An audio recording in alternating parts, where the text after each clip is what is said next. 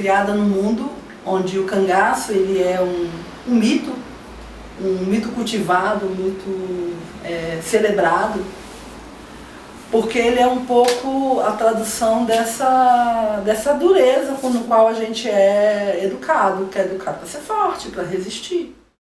Ontem eu ouvi uma procuradora do Acre conversando com um indígena no filme, e ela dizia assim para ele,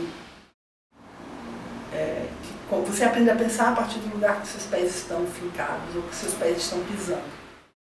Achei muito bonita a imagem, né, do pé e da cabeça pensando, assim, né, de que depende de onde você está. Tudo isso que eu estou dizendo tem a ver com essa lógica que, quando eu penso a questão tanto do feminino, quanto da resistência, quanto do cangaço, esses três temas, para mim, elas estão relacionadas ao lugar de onde eu vim e de onde eu aprendi a pensar primeiro, que é o sertão. Porque é um território onde a natureza é maior do que o homem. Então, isso está todo mundo submetido, sejam mulheres, homens ou crianças ou velhos. Porque eu acho que eu tenho citado muito essa imagem, que também é uma imagem que surgiu do período do Cabras, que essas questões, elas são fogo de monturo. O que é um fogo de monturo? O fogo de monturo é quando você tem um fogão de lenha, ou você faz uma fogueirinha ali para queimar um negócio, e aí apaga o fogo e deixa ali aquele negócio. E fica lá, apagou. Aí de repente vem um vento e afoga. Fica um resto de fogo sempre. E essa questão da violência, do inimigo, das relações parentais neste país, elas são a base de uma sociedade que não quer enxergar isso. Então elas continuam norteando as nossas relações e a gente não enxerga isso. Quando a gente olha às vezes com uma certa folclorização disso. Como se fosse um outro e um processo civilizatório que o Brasil precisa negar. Então eu fico pensando que esse lugar assim, que são do imaginário da guerra, da resistência, da violência, do que a gente chama de violência neste país, do lugar do feminino, também nessa resistência, que não é necessariamente convergente com o lugar do masculino, ela não é tão simples assim como a gente olha. Ela é muito mais complexa. Eu acho que as formas de resistência que a gente tem nesse país, elas são devedoras das relações que a gente tem como fundo cultural, que são indígenas, negras e brancas. O que é o fundo cultural comum que a gente tem nesse país? Eu acho que a gente não lida com ele. A gente lida com uma história do Brasil que ela é contada pelos sudestinos. E essa história, ela não condiz com a realidade. E aí, por exemplo, a questão das cabeças. Uma das coisas que a gente descobriu durante o processo de estudo é que todos os heróis nacionais tiveram a cabeça decepada. O Estado brasileiro depois passa a decepar as cabeças. Eles desenterram Antônio Conselheiro para tirar a cabeça e mostrar às pessoas. Todos os primeiros cangaceiros lá, né, do século XIX, eles tiveram as cabeças cortadas e expostas publicamente. E isso aconteceu com o cangaço, isso aconteceu com o Tiradentes, né, com os heróis da Inconfidência. Então, o que tem a ver a cabeça cortada? Tem a ver com a noção de inimigo e de morte, que está no imaginário popular, porque isso vem de uma tradição indígena. A cabeça é uma coisa fundamental, né? De mostrar o inimigo só está morto se você está na cabeça. Mas isso tem a ver com o rito relacional de guerra, não é com guerras de dizimação. Vamos chamar assim, as guerras de convivência, elas sempre nortearam a vida. A gente sempre viveu em guerra, não é uma guerra de Estado. A gente vive nessa parte do imaginário, mas é também parte da vida social, me parece, do país, essa tensão. Eu tenho a impressão que eu fui formada numa sociedade com essa estrutura, onde ela está toda fundada no dissenso. Uhum.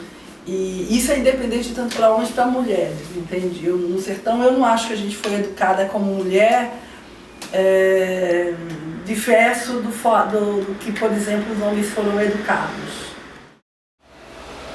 Eu sempre me perguntei, falando do privado aí, né, se, por exemplo, no caso da minha mãe e do meu pai, que tinham origens sociais muito diversas. Meu pai era, isso que eu falei, de um homem que vem de uma família pobre, indígena e portuguesa, e da minha mãe que vem de uma família negra e com brancos.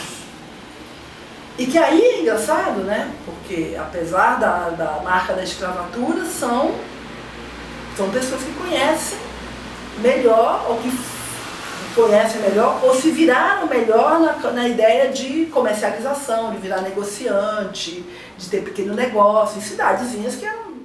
Toda a minha família da minha mãe é negro e branco, toda a família do meu pai é indígena e branco. Então essa mistura. Eu sempre achei que tinha uma disputa ali, sabe, entre os dois. Minha casa, ela não era um abaixo do outro, assim, sabe? Eu nunca consegui enxergar dessa forma. Isso, aliás, muito pelo contrário, sempre achei que era uma disputa mesmo. Queda de braço dos dois para ver quem... Quando eu me transfiro para uma outra realidade, uma realidade mais sudestina e do sudeste, formação em termos de arte, onde esse lugar, onde meus pés se colocam em outro lugar e eu tenho que aprender a pensar de outra maneira que não são aquelas que em São Paulo. Para mim, foi muito mais difícil ser nordestina do que ser preta. Essa coisa do nordestino, ou dessas formas de lida social que são dadas por disputas, por brigas, por dissenso, né? Acho que a palavra talvez seja essa, por uma cultura que se funda no dissenso. O dissenso versus a harmonia. Eu acho que eu vim de um mundo onde o mundo é assim, né? Onde as relações se dão por negociar, eu chamo atualmente, né, onde se negocia a existência o tempo inteiro. E aqui o mundo que a gente vive, o mundo não se negocia a existência, né? Ser briguento é um defeito. Acho que nesse sentido o cangaço é sempre uma pergunta, né? Por que ele sobrevive no Nordeste como um mito? Se você anda pelo Nordeste, tudo quanto é lugar, é a pulseirinha do Lampião, é não sei o que lá do Lampião, é não sei o que. Parece que você está em Paris com a Torre Eiffel, né? Então, para mim, assim, essa coisa do cangaço, estou falando do cangaço de Lampião, ela sempre veio para mim através do meu pai, por conta dele ter nascido numa região onde isso era muito vivo.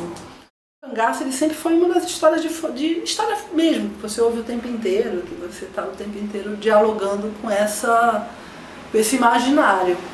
Eu fui criada, meu pai era de uma região que é a região de Canudos, inclusive, então eu fui criada com esse imaginário de histórias, né?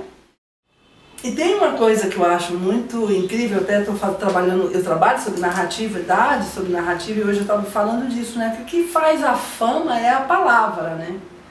Então, o temor não era do que você tinha visto, é daquilo que se conta.